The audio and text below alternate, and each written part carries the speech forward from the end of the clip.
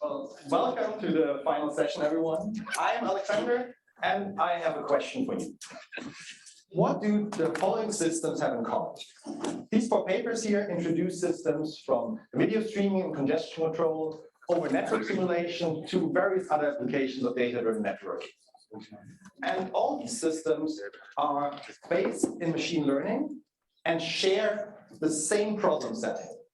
From an input trace of past traffic, a machine learning system estimates the state and characteristics of the network to make prediction. These predictions can range from packet, when a packet should be dropped or which latency it should have in mimicking that, the transmission time of a video chunk in buffer, to the bit rate for the next chunk in one of the GenNet applications. So that's great.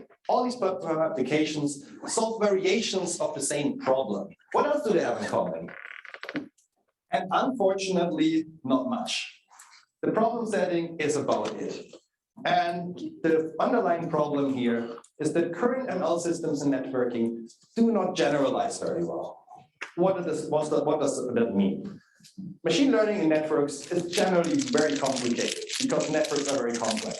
And as a result, existing ML systems are usually tailored to specific networking context and predicting tasks. For example, to predict loss in a wireless context. And by tailored to this, I mean that they usually use features that ever is to predict and turn out to work well in this context. And the model that is trained to, from these features, make one specific type of prediction. The immediate reaction might now be, so what? They work. But so what are the consequences of this lack of generalization for ML in networking? And the biggest consequence of this lack of generalization is that it limits the reusability of models. And in consequence, forces us to repeat data collection, model design, and training much more often than would be necessary. Let me walk you through this with the example of predicting wireless loss with this one tailored model. Obviously, it works well in situ. So this model works in the context and for the task it was designed for. And typically, that's where it works best. We might be able to reuse this model in a similar context, let's say in another wireless network. But we may already run into problems with reliability because networks can change in subtle ways which can degrade performance. Or maybe the features might just not be optimal, which is in particular the case if the context changes. For example, if we try to use the same model to predict loss in a wired network, we may vastly overestimate how much packets we lose. You might be thinking now, okay, we can just use more data, train it with both wired and wireless data. But a lot of these models that are not designed to handle multiple network contexts may not benefit from having multiple sources of data and instead end up being worse for either of them. And this is all thinking of the same prediction task. We cannot even start to reuse anything for this model for predicting something else, let's say delay, because the features might not be useful for delay. The model itself has no idea to predict anything else but loss. So is that it? Is that as much as we can expect? Is there really no way to get optimal performance for a given context across many different contexts and for different tasks without starting from scratch every time? Because every time we cannot use a model, we have to start from zero. But of course, I would not be asking this question if I were not here to show you a new hope for network model generalization. And this new hope began with us kind of looking at the horizon at two other domains, concretely at computer vision and natural language processing. And these domains have, thanks to a machine learning architecture called the transformer, seen an incredible progress in generalization in the past. Concretely, transformer-based architectures generalize very well by learning to infer sequence context. And let me illustrate that with the DALL-E 2 model from OpenAI, which is a very popular transformer-based model. This model takes as input text and generates an image that fits this text as output.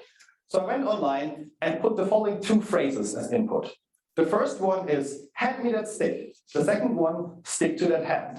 And as you may notice, the words, the individual words in the sentence are very similar, but the context is completely different. And this transformer-based model is able to pick that up and generate for the hand me that stick query, a dog carrying a literal stick, while it realizes that the second sentence is not about a stick, but rather about the phrase stick to something, and it gives us a hand. Thinking about the problem earlier, this is the same as having a model that learns from both a wireless and a wired context, but instead of confusing the two, learns how to tell them apart. This kind of checks one point of our list, that there are model architectures that in general can learn from multiple different contexts. But because they are able to generalize, we can go one step further. And transformer encoders can be easily combined with task-specific decoders. And this is a two-stage process. The first stage is called pre-training, in which we train a large and general transformer to learn how to recognize sequences and contexts. And just to make this a bit more concrete, this model takes as input a sequence of packets and returns as output a sequence of encoded packets, where each encoded packet is basically augmented with everything the transformer has learned about the context of the sequence, like is it a wired or wireless connection. Then in the second stage, we can take this pre-trained transformer and attach a relatively small task-specific decoder. That could be like one that now predicts loss in a wireless network or delay in a wired network. And this specific decoder can then be fine-tuned with data from the environment. To summarize that, this gives us basically everything we were asking for. We have a model that can learn from multiple contexts, and thanks to that, we can really reuse this to have like small models that we can optimize to the environment without having to start from scratch all the time, because the largest part of the model, the transformer, only has to be pre-trained once. Of course, we cannot just take a natural language processing transformer, attach it to networking, and hope it to work. A network traffic transformer, or NTT, must handle network challenges. We identified 3 of them. The first of is that we need to step away from task-specific handcrafted features because that limits generalization. The second one is a bit more technical, and that is that transformers can only handle limited sequence lengths, and packet sequences can be rather long. And the final one is that we need to figure out actually a way to do this pre-training to successfully pick up network dynamics in context. For the details, I have to refer you to our paper.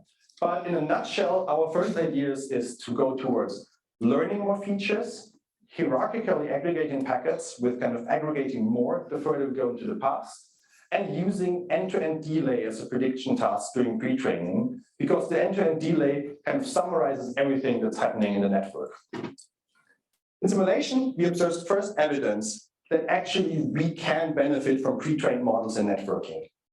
We have 30 senders that compete for a shared bottleneck and use this data to pre-train our transformer to learn the dynamics of congestion.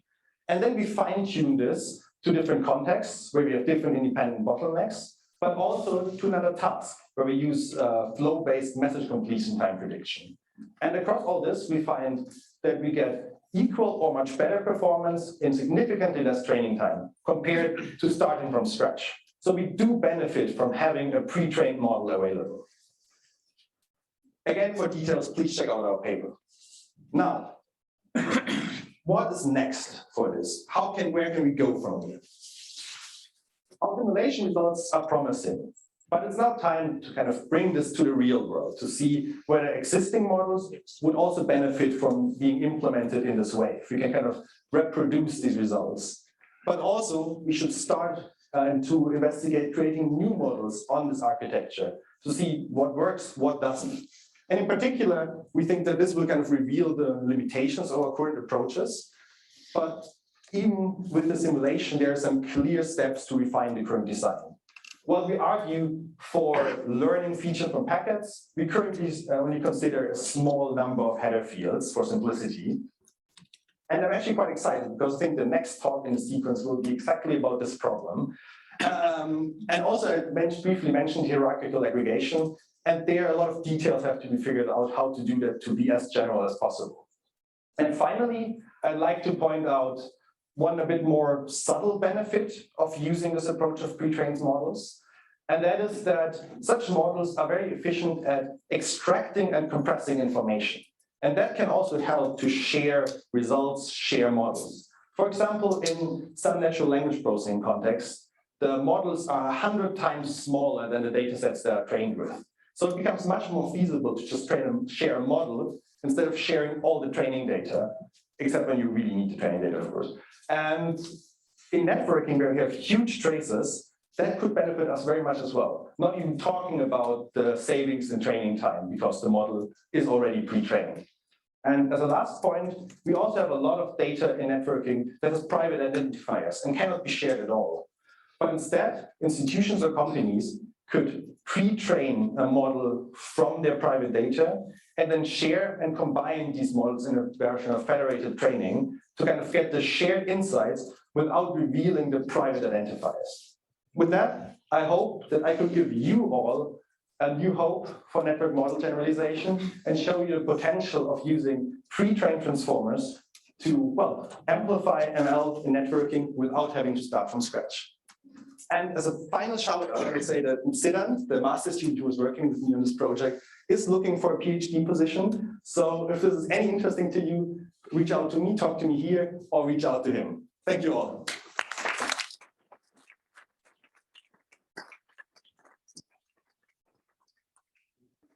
Thanks for the talk. I had two related questions. So one question I had is, why not use transfer learning and use transformers, as transfer learning has been used to generalize models often?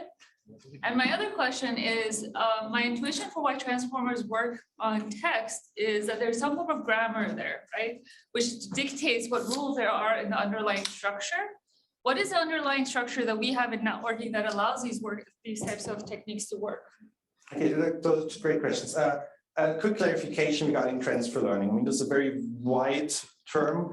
Do you mean any particular form of transfer learning? So one technique that I know of, and there might be others, is where you train a neural network and then you just retrain the last layer of the DNA, right? Yeah, so that's one way. That is typically an example of approach that is used very much with transformers. So what I discussed about with pre-training and then attaching a decoder, usually I mean, this is one final model, but you freeze the pre-trained transformer layer and only fine-tune the decoder layers. So this is very much the approach that is used in these models.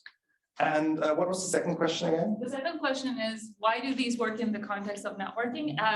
What is the notion of grammar that we have that allows them to be effective?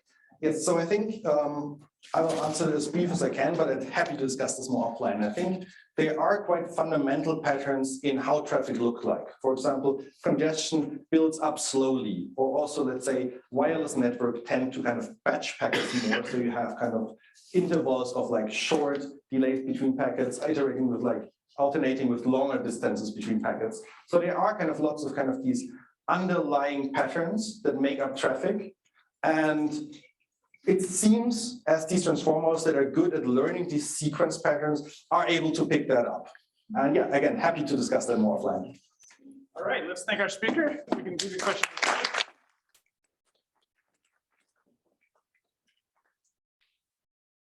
Our next speaker is Ziad Ben Houidi, who comes to us from Huawei after a long distinguished career in France.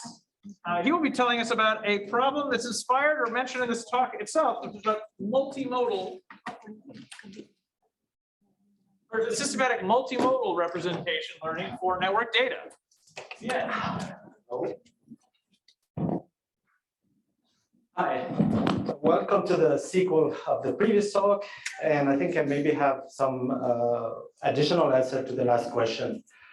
So this is a paper that we co-wrote with colleagues at Huawei, among them Raphael here present. He's starting to explore similar topics during his PhD here at Huawei. And to motivate the talk, I'm going to put ourselves in the place of AI, trying to find like a first place citizen.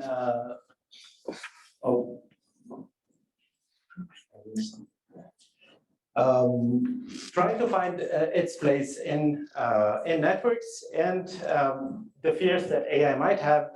The first of them being finding the next AI winter, of course. AI is not perfect yet. And for example, I started making these slides with stable diffusion text to image. And this slide was the farthest that I could go. And so let's assume that there would be no AI winter. Then the second fear would be that there would be no need for AI at all, because maybe simple models or simple heuristics would be enough. And if these two fears are away from the way of AI, then I think that AI will rule networks, and networks will be run by AI in the future. And so for this to happen, what we would have is like we have our networks, we have data collected from these networks, and our machine learning models that would have to learn representations from this data in order to detect or act or explain things about networks. And of course, these machine learning models, they can be as well distributed. And one of the biggest challenges that faces this vision is how to learn the right representations from network data. Of course, there is another challenge. We can discuss it later in the panel, which is how to design the machine learning tasks themselves, or how to give the reinforcement learning objective, for example, to run networks with AI. And so to just convince you that representation learning is important, I'm going to show some similarities between the representations that are learned by machine learning algorithms and artificial and biological neurons as well. And so as far as visual representations are concerned, a few decades after the Nobel Prize winning discovery of simple and complex cells, which are the way some cells that extract features that in our brain, we discovered that computer vision neural networks extract similar features that go like from simple edge detectors up to very complex features. Another similarity is the spatial representations. There was also another Nobel Prize discovery that found that we have in our brain place and grid cells. For example, you have in your brain, in your hippocampus, some cells that signal that you are here in the Thomson Conference Center, and whenever that fire now, and whenever you leave this place, other cells will fire to signal where you are. The same happens for grid cells as well. And actually, it has been discovered recently that if you train new, artificial agents to navigate, they will develop similar features. All of this I'm saying is to say that the most important thing in machine learning, I think, is representation learning. The same thing happens with concept representations. We have not yet a Nobel Prize, but it has been discovered, I think in 2005, that we have multimodal neurons that respond to both, for example, the text of a person, the name of a person, also the image of the celebrity, also known as the Jennifer Aniston neurons. And so these neurons have been found as well, similar neurons have been found in the OpenAI clip. So the question is, what are the equivalent representations for network data? And that's what we are looking for. Now, if we go to data that we collect from networks, unlike the classic modalities that we have, network data is much more complex. We have various modalities. We have multivariate time series, we have topologies, we have various configuration logs or device logs and so on. We have also trouble tickets and lots of sequence data. And actually, unlike classic modality for which we have best winners representation learning strategy, for network data we don't have one, and we must find one that must account for all these various modalities, and that's what I will try to convince you with this talk. And now go into network data and try to think about data frame, for example, that we collect from network data. One thing emerges is that we have two modalities, two types of data that we have in network data. The first is what we called in this paper entities. And the second one is quantities. Examples of entities are like IP addresses, domain names, descriptions of events, could be like, I don't know, for example, the health beacons or pins that we talked about this morning. And the other one is multivariate time series, where we have quantities that evolve over time. And that are obtained, of course, through measurements. And so the idea is that if we look at the entities and how they evolve over time, we can look at them as sequences of words in a language. We have like, we see fail A happened and then fail B, and then we had IP1. And so the idea is that the context and order in which these events co-occur carry some meaning that we should leverage in machine learning tasks for networks. And for this, since these are categorical variable sequence data, we claim that language models are the best to learn suitable representations from this. The rest is classic multivariate time series, and the idea is that we can use them either as is or with autoencoders and so on. But in this paper, or at least the results that we had, we use them as is. So this leads us to an initial bimodal entity quantity representation that we suggest for learning from network data. And the idea is that the first step, as we had earlier, is the pre-training. And the idea is to, using large amounts of historical data, we would like to extract features from the entities, and the best way is language modeling. And in this case, in this paper, we used Word2Vec. It's the prehistory of language models, but it worked well for us. And this also is a case for using other techniques like transformers, for example, which are other ways of modeling languages. There are some conditions. Look, you can look at the paper that the language must verify in order to apply language models on the sequences of entities that we observe in network data. I'm not going to talk about them here. Then in this paper, we kept quantities as they are, but we could use other encoders. And the second thing we propose is to, the next step is the sample selection. We select a sample that we define as the individual subject that the ML task should apply on. And then, of course, this gives us the input where we concatenate the entities and the quantities, and we train our machine learning algorithm and do the inference. So in the paper, we demonstrate this bimodal entity quantity pipeline on two use cases. The first is clickstream identification, where the idea is that flow logs observed of a visit of a web page would show you multiple flows that are necessary to query the different object of a web page. And in the case of multiple sessions, we observe multiple pages that are queried at the same time. And one problem is how to define which flows correspond to the core domains that are the queries to the main page, to the main pages, and which flows correspond to the support domains. And again, this corresponds classically to entities, quantities, which are flow sizes. And we applied this pipeline that I just talked about, and we used as a machine learning stacked VLSTM in order to classify into core and support domains.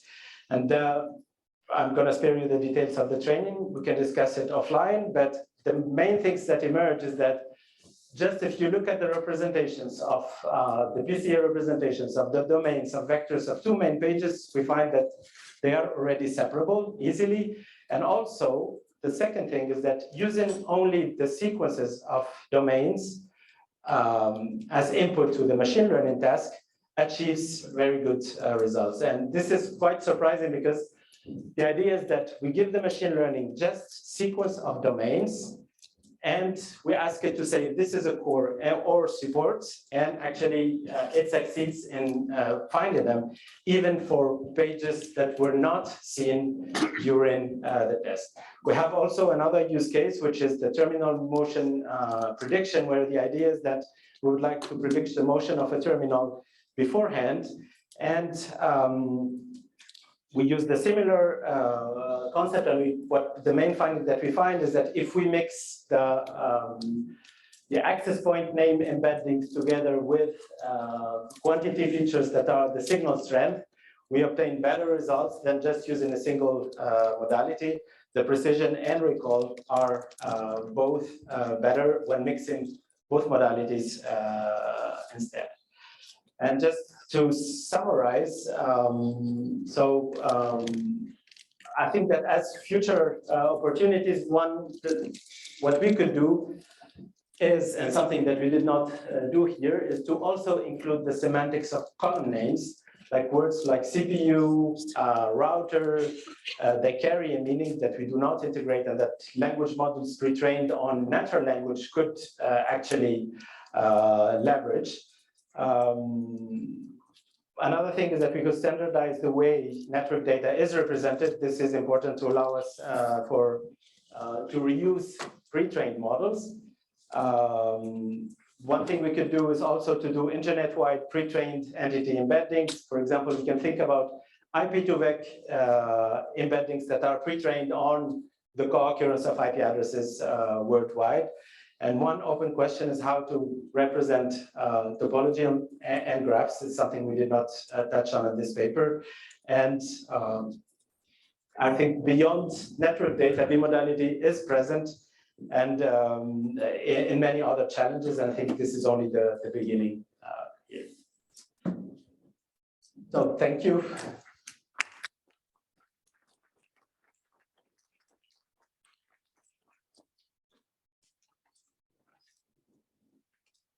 My name is Casey. I'm from Princeton University, and I have worked on multimodal for wireless channels. But when it comes with the multimodal learning, the problem is like one challenge is that now you deal with two different types of data, right?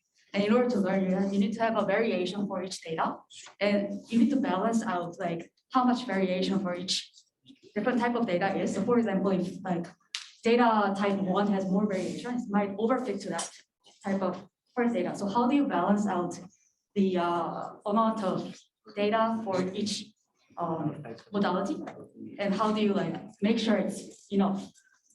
Actually, once we define what is our sample for the machine learning task, and once we forge the input to our machine learning model, this becomes a classic machine learning problem for which we can take the classic machine learning measures to avoid overfitting and things, and to make sure that the models generalize and so on. So we don't have to, unless I missed the question, we don't have to manually care about that. What we propose is just here we use the access point name embeddings to exploit the information that when users move from one access point to the other, they do not move randomly. And this information we encoded in the AP name embeddings, and the same for if we embed IP addresses, the way they co-occur. Actually did other work on similar things for IP embeddings for darknet traffic as well, and the same principle applies to many other use cases beyond these use cases as well.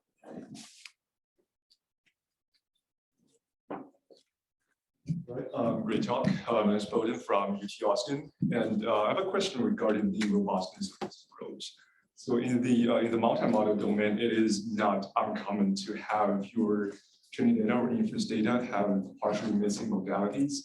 So I was wondering how robust is your approach against scenarios where in either training or inference you have the input data that has some of its modality missing.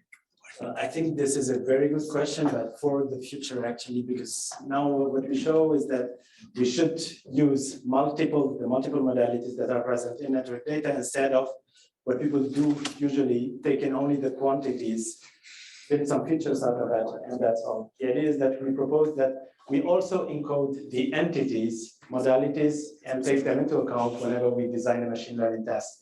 And we showed that adding the entities adds value. For missing modalities, it's an important problem, but I think we're not yet there. But we can discuss it offline. There are many open questions.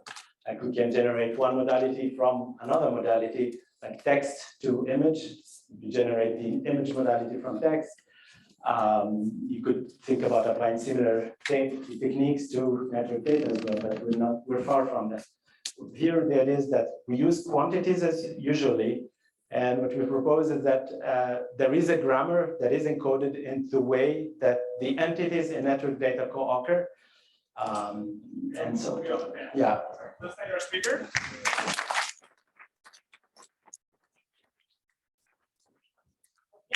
The session of the day is from Paul Blay, who's from IBM, co-authored with Carnegie Mellon. This is another Transformer paper about rethinking data-driven networking with foundation models, challenges and opportunities.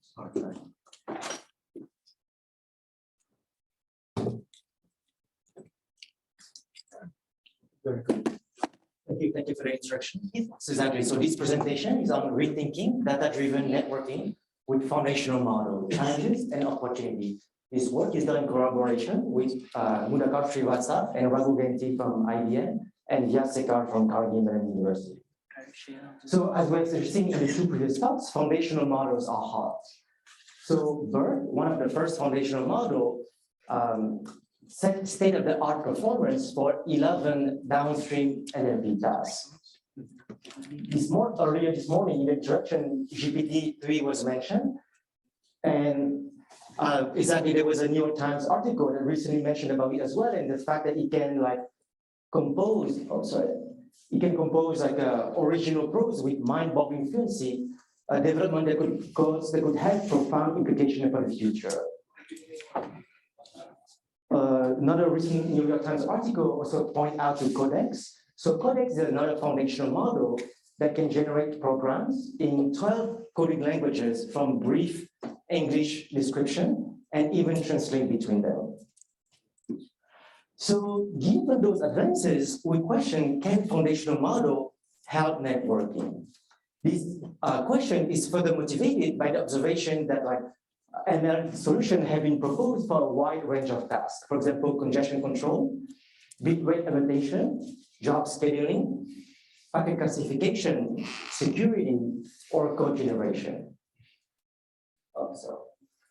So in this talk, we first highlight parallel in networking. So we show that many of the reasons of the success of foundational models in NLP are also present in networking.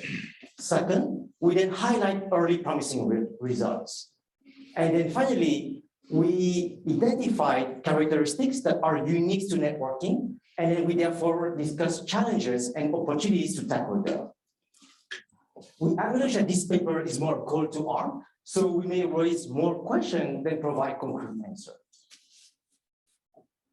So first, some brief background about foundational models, how they are trained, and how they learn numerical representation, or in other words, high-dimensional vectors, also called embeddings for words. So first, why do we need embeddings? The reason is that deep neural network cannot handle strings, so we need high-dimensional vectors. As was mentioned in the earlier talk, some early landmark work in this space was word to vec or glove, which given two words that are close in meaning, for example, king and queen, we learn embeddings that are close in distance. However, foundational model can learn contextual embedding. So what are contextual embedding? To illustrate it, let's assume this sentence. Alice had a picnic by the riverbank and then went to the bank to open an account. We can see two instances of the word bank in this sentence. Previous method, like word to vec and glove, will assign the same embedding to each instance of bank. In contrast, contextual embedding, so foundational model will compute contextual embedding, and then will assign a unique embedding value for each of these instances. So intuitively, it allows to better capture the different meanings of the words. Now, how are foundational models trained? It proceeds in two phases. The first one is called a pre-training task. So the nice thing is that it works on completely unlabeled data. And there's several pre-training tasks. For example, mask language model. So given the above sentence, we can mask some of the words, and the goal of the model will be to predict those missing words. Or there's next sentence prediction, which given two input sentences, the goal is for the model is to predict whether those sentences was consecutive in the initial text. So after the pre-training phase, the foundational model, given an input sentence, can compute contextual embedding for each of the input words. Then in the second phase, it's called fine tuning. We can fine tune the model to like a different like downstream tasks by simply adding a dense layer and training for a few iterations. So backpropagating all the way to the input layers for a few iterations. And studies have shown that we can significantly reduce the amount of required label data. So that's a very like a nice feature. And second, we can also improve the performance of the models. So now moving forward, we're going to draw some parallel between like networking and NLP, where, for example, where we believe that like foundational model for networking makes, we can make a case for that. So as briefly mentioned earlier, ML-based solutions have been proposed for a range of network downstream tasks. And first, you can see that several tasks can have similar counterparts in NLP. For example, the task of traffic classification can be compared to that of sentimental analysis. The task of protocol implementation from specification can be compared to that of translation from language to code. And the task for anomaly detection can be compared to that of auto distribution detection. Second, the ML solution can also be classified by the underlying ML approach, right? For example, classification, generator, reinforcement learning. And for many of those areas, foundational models have been very successfully applied. For example, classification or generator. And for other areas where, such as reinforcement learning, it is currently being investigated. Second, abundant unlabeled data. So we have seen that the pre-training phase happen on unlabeled data. For NLP, works on like the book corpus and English Wikipedia, and different foundational model has been trained on varying size of like corpus between 16 gigabytes to terabytes of data. In networking, we also have abundant unlabeled data. Studies have reported that university networks generate 1 to 2 terabytes of data per day, and data centers can generate more than 10 terabytes of data per day. Three, rich semantic content. So in NLP, we can see that some words can be close to each other. For example, king can be close to queen, France can be close to Spain.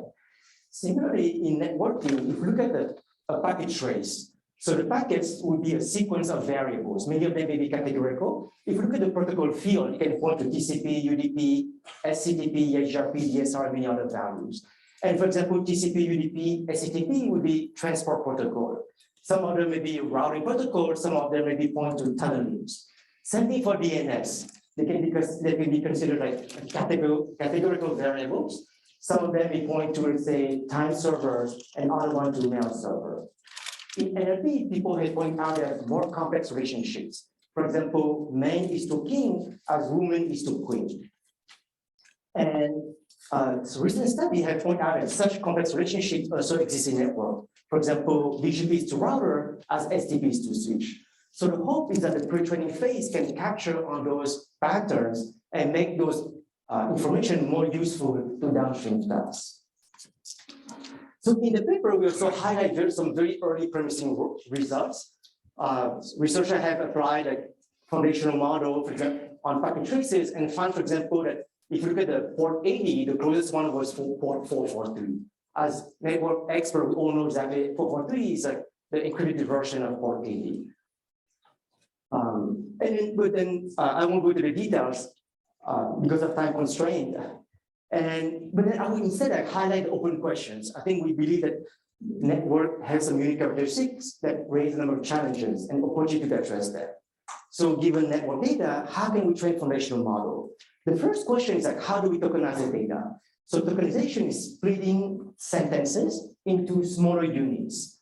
For example, hot next will be tokenized into hot and next. This allows to reduce the vocabulary size and to learn meaningful semantics. But then what would be the equivalent in network? Same thing, what we pre-training tasks, we've seen like MLN and NSP, but then in the context of networking, what would be most effective? Second, large publicly available data and benchmark have been key in NLP for all the results and the progress. And can the network community create something similar to facilitate research? Third, in networking, main analysis consists of better understanding rare and unseen events. And some studies have a question that stability of machine learning for those kind of events. But then we believe, for example, recent advances in auto distribution can be helpful. The last one is interpretability. And then there's also more open questions. For example, like related to energy footprint, generalizability, and learning complexity. Unfortunately, because of time constraint, I won't be able to go elaborate very much on that, but I'm really very happy to discuss further about them or in the panel as well. The key takeaway is that in this paper, we tackle a very simple question. Can foundational model help networking? We highlight some interesting parallels between NLP and networking and show early promising results. And then finally, we highlight many interesting research directions. I thank you very much for your attention, and I'll be very happy to answer any question you might have.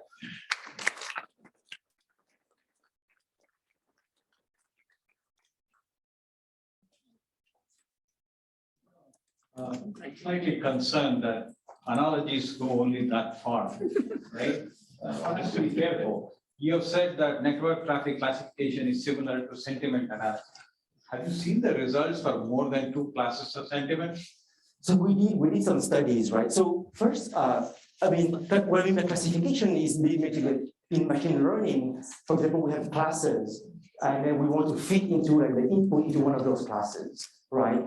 And then we've applied, for example, like given the packet traces, we want to know, for example, what was the device type, what was the manufacturer of those devices.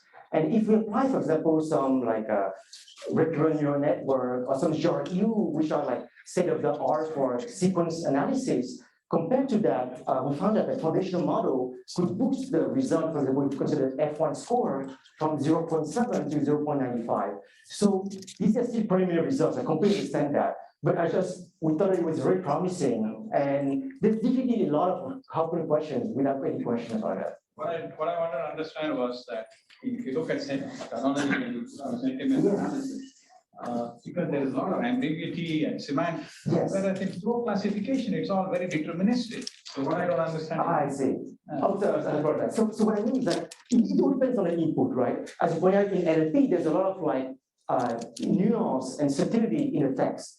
If you get the packet traces, we can consider, for example, like a garage opener. So we found that a garage opener can be acting as a video camera. The reason is that many garage opener may have a video camera. So similar is not completely the same, but there can be nuances as well, right? Depending on what we want to achieve.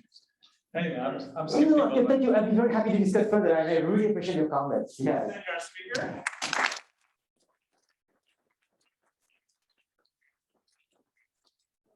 Panel until the people in the back of the room cut us off. Panel away. Okay. Yeah.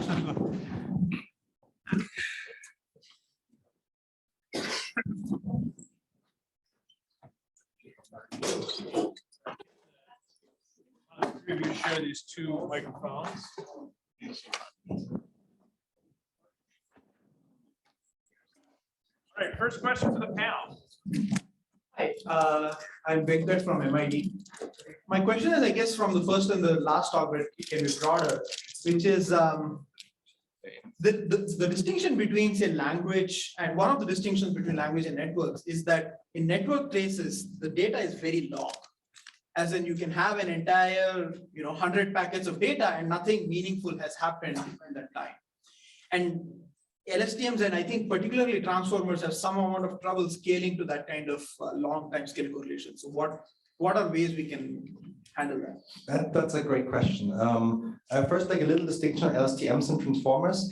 LSTMs typically struggle with dependencies that are far apart, while transformers struggle technically with sequences that are just too long. So they don't struggle with the distance of the relationship, but rather of the input length. And we did encounter this problem ourselves. And the way we addressed it was by, in a way, acknowledging that when we make a prediction about network traffic, we need a lot of detail for the most recent packets, because that allows us to say, okay, where is it heading? And we need packets in the past more to estimate the general state of the network, let's say to estimate the general utilization level or context and so on. And based on this, we developed this idea of hierarchically aggregating packets, where we kind of keep the most recent packets as is. And the further we go in the past, the more packets we aggregate together. So with this, we can have like a rather short length output sequence that can cover a long packet trace. Maybe you want to add something? Yeah. No, I completely agree. I think it's an excellent question, right? I mean, typically like length can be like 512, but in the case of packet traces, it can be much longer. So as Alexander pointed out, I think we need to find like some good way in order to condense and summarize and keep the most relevant information. Completely agree. If I may add, sorry. So I think that yes, both transformers and SDM will suffer with long sequences, and I think that with new advances in fundamental advances in AI, they don't have currently an explicit memory, so they don't remember what happens 2 months ago. So the sequence is few thousand tokens only. So with new advances in machine learning, this problem might be solved.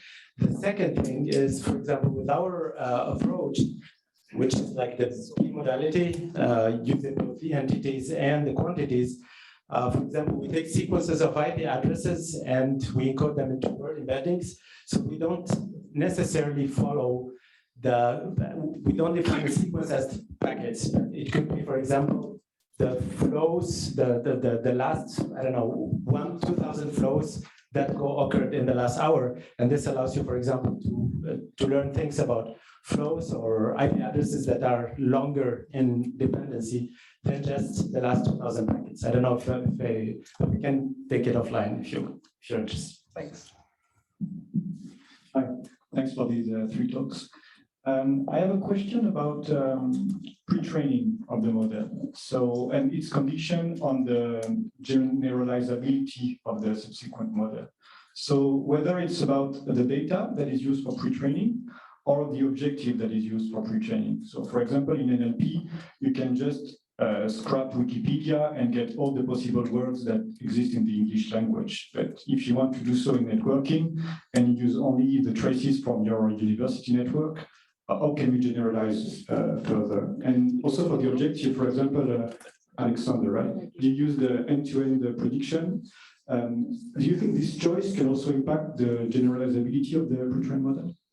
Yeah, that's a really great question. And we did have to kind of tinker a lot around with this. And one of our insights is we kind of narrowed down what we really want to learn about. Because if you have a general network trace, there are 2 components. On the one hand, you have the behavior of users on the network, and then you have what actually happens in the network with the traffic that these users generate. And what we figured out that if we use like 2 generic pre-training tasks, some that is like BERT, where you just kind of take one element of the sequence, you mask it out and you reconstruct it, that we found that this makes it very hard for the model to learn anything because it tries to at the same time predict user behavior and kind of network behavior. So how we approached it was to not mask out the whole packet, but rather only mask out the part that corresponds to what happens in the network, concretely the end-to-end delay. So we take the user behavior as given and want to learn how the network reacts to that behavior. And with that, we found that the model can actually learn something because it's not trying to kind of mix these things together. I'm not saying that this is a fundamental limitation, and maybe we can figure out a way to actually both learn user behavior and networks. But in our first prototype, we found it important to kind of take that apart to get reasonable results. So the last talk made this analogy that this is all just English. And to an extent, all of the talks talk about how NLP has been so successful. I worry a bit about concept drift. English changes rather slowly, network traffic changes rather quickly. And related to that, what is safety guarantees here? Like, I want my network to be correct. What happens when the traffic changes? How do you make sure that your prediction models aren't saying that I have lost 50,000 packets that are not lost? That's a great point, right? I mean, that concept drift is a very important topic, right? And I think there's a lot of like research on that concept as well. How do we capture that? Definitely, I think that's something to be captured. Thank you for having that. I have one addition, I think I agree that concept drift is really important. And I think there are different levels of concept drift. I mean, on the one hand, we have just like general variations in network behavior, let's say over the course of the day. But then, I mean, we have like fundamental changes in technologies that don't come up that often. They're not that often new protocols introduced. They're not often kind of that networks. Compared to English? Sorry? Compared to Compared English? to English, yes, of course. So I completely agree that concept drift happens more often, but not that all of it happens on a very short scale. So we definitely need to consider updating our models, but they might still be kind of accurate long enough that we can benefit from them.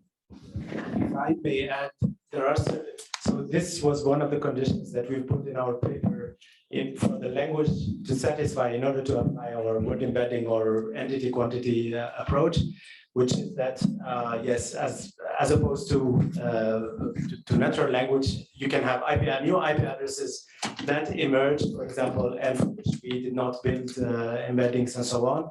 And that's why in other use cases on which we're working on online versions of word embeddings where for darknet traffic, for example, we continuously update the embeddings by adding new IP embeddings, for example. So yes, the analogy has some limitation and we have to take measures to for the networking context. So related to Panda's question, it's more about practicality of these types of approaches, right? So one of the things that I'm noticing is there seems to be assumptions about the data that's being used. So we collect a lot of data from our networks. And if you just dump all of that data for a model to train on, the signal to noise ratio is very, very low. So can you even learn something meaningful without curating the data that you're going to input to the model? And to curate any data set, you need to have some understanding of how the model operates and what the data is, which requires a networking expert to have both expertise. So how realistic is that? And then in the same vein, if you deploy this and somebody needs to use it and manage it, how do they know what went wrong and how to fix it? So do you think these approaches are ever actually going to be practical and used in practice? So let me start. In our case, the goal is to make this work without human intervention. That's the goal of representation learning. You learn representations from the data, and that's why we talk about the fact that it is important to kind of standardize the way data is represented. And in our idea, the idea of splitting entities and quantities and having machine learning models that kind of at least are prepared for that split is one path. But are you assuming that getting good quality data that fits that model is feasible? But how do you know that's true?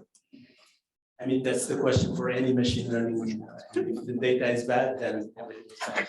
Yes.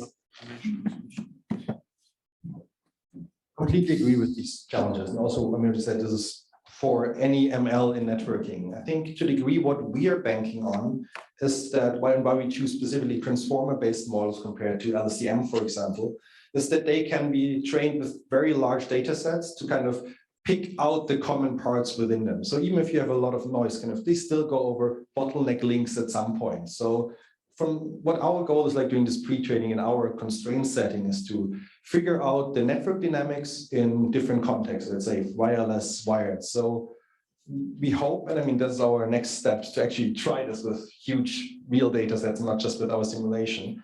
But we think that the model has the capability to kind of take this huge data sets in and kind of figure the shared dynamics out in them. So one evaluation that would be interesting to see in that context is as you degrade the quality of the data, how does the model performance degrade, for example? Yeah, that's a great I would be suggestion. curious Thank to you. see that. This is Deepak from Georgia Tech. So my short version of my question would be, how do you deal with imbalanced data set? So if I explain properly, like you're trying to use transformers to predict the end-to-end delays. So like 99% of the time, I guess the network would have like a periodic value of end-to-end delay. There would be no outliers. But like what we are actually interested in 1% of the times when we are actually facing any outlier values, so like maybe some jitter or some abnormal values.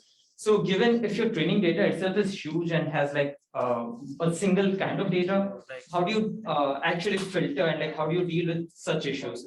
Because if your training data is biased, your output would also be biased. So yeah, I mean, I think this is a valid problem, and kind of the way we approach it right now is kind of since we were working with simulations, we could set up these simulations in a way that we actually see a wide variance of patterns, that we see huge ranges of delays in both kind of paths with like like simulation with like kind of unchanging delay, but also simulation with a lot of variation in delay. But this is a problem, kind of if the data is very unbiased, then the model might just kind of learn only that part. But in the end, I mean, one of the key ideas is not to kind of focus on one prediction, but rather to be able to kind of to infer the context. So yeah, but it is a problem. So kind of like we will probably need to either have some sort of like training scheduling or some kind of first data augmentation step to make sure that we actually have some kind of minimum diversity in the data set to not just pick up the one majority pattern, if there's any. Yeah, that's a great question. All right, Alan Liu from BU. It's actually quite quick follow-up questions. I think we're talking about network very dynamic, right? Traffic are changing. So all of your talk are very inspiring in the sense that you kind of hinted that we should do continuous learning, even a long term, like keep refining your model, right? But the fundamental problem is that all these models that tend to forget about the past, in the long, when you continue learning the stuff, right? A lot of techniques say we can kind of specific learning, kind to make notes about something important in the past and trying to not forget this important part. But the thing in practice is you really know the things that you don't want to forget. And, in the long run that, you can preserve this something important to guarantee certain safety or guarantee certain, critical things that you want to achieve. You can start. I think that one of the most challenging problems for the application of machine learning networks is to define the machine learning task itself. And maybe I did not express it well in the talk, but for example, that's why we talked about the importance of sample selection. You need to select wisely what is the sample that you input your machine learning model for the task that you have at hand. And there is no model that would work for anything, and we cannot generate all the possible tasks, and machine learning or reinforcement learning cannot define its own tasks. So it's still very task dependent. So we write the tasks, but we use models that are pre-existing, either pre-trained with transformer or with other language model tools and so on. But we define the task, and it's up to the human to take care that the task is well designed. For example, to take into account past events and so on, you put past events in the input features the way when you define your sample input to your machine learning model. So the sample can be the last 10 packets, the last 10 flows or features of the last 10 IP addresses, but it depends on the test. This is all more recent, right? So what if I forget? I know that my home address, I never forget about it. But you through this large amount of networking data about something that you don't know that if you want to remember, but later on when you keep training it, you forget about something that you actually should remember, but it's just because of this continuous learning or even lifelong learning, you actually forget about it. I mean, the networking scenario, do you have any sense that, how we can kind of better remember this something? I maybe misunderstood the question because it's about for the forgetness inside the model. So right. Forgetness.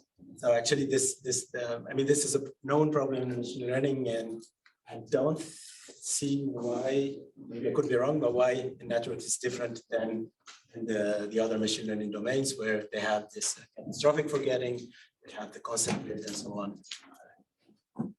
It's not a problem. Yeah, that's I agree. Yeah, it's not specific networking. Just want to see if you have any thoughts on that,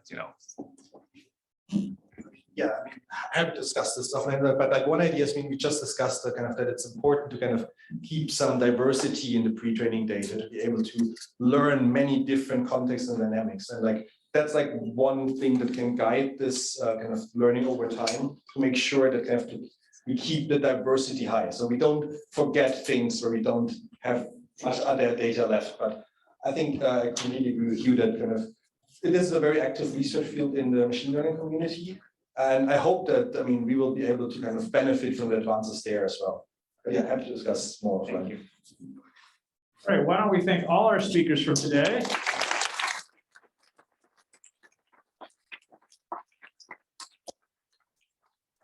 Comments will resume in exactly 16 hours at 9:15 a.m. tomorrow morning with Programming Networks at Scale. Till tomorrow.